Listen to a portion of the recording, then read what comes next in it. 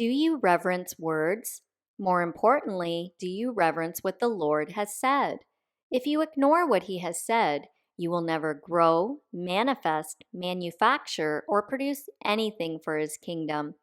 I want you to look at your life and imagine presenting it in a courtroom. What words would fall idle? How many of them would be null and void? And what words would be effective for the kingdom of heaven? You may think this is extreme, but it's exactly how you bring things to harvest for the kingdom of Jesus. When you read a promise or instruction in the Bible or receive personal insight through prayer, what do you do with it? Do you ignore it or present it before the Lord? Isaiah 55, verse 11. So shall my word be that goes forth from my mouth. It shall not return to me void, but it shall accomplish what I please, and it shall prosper in the thing for which I sent it. Hebrews 4, verse 16. So let us come boldly to the throne of our gracious God. There we will receive His mercy, and we will find grace to help us when we need it most. When a season comes to an end in your life, you will actually hear it first if you are listening. Some may not want a season to end, which is understandable, but instruction will come so preparation can take place. Think of a season as something you are with versus something you are in. It's designed to journey you through tough and even harsh climates. 2 Corinthians 1 verses 8 and 9.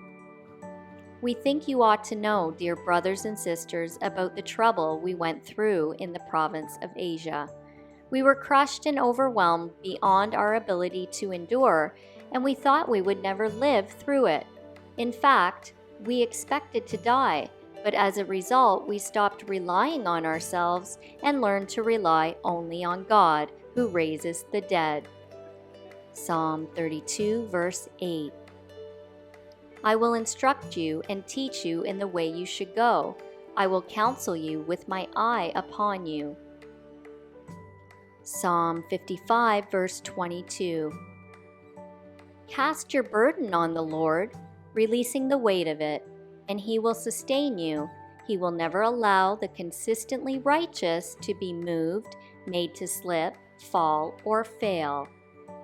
When you renew your thought process during an extremely difficult season and say, God, I'm honored by the season, I choose as an act of my will to move with it, the manifestation from His throne will begin to flow to you and through you. He's not asking you to be positive in a hurtful, painful experience of loss. He wants you to listen and prepare so the refreshing and healing of the new season may restore you and give you new life. The right season produces the exact manifestations God wants to give you. You can choose to say, I can't handle it, but the season will pause, and as you move forward without it, the pause may cause ill will for your life. Ecclesiastes 3, verse 1.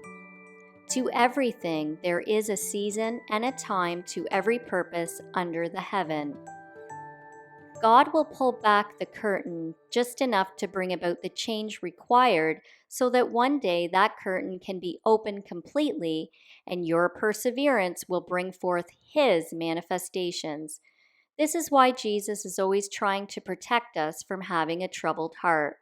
We must allow every season an opportunity to materialize and demonstrate for the glory of our God and King.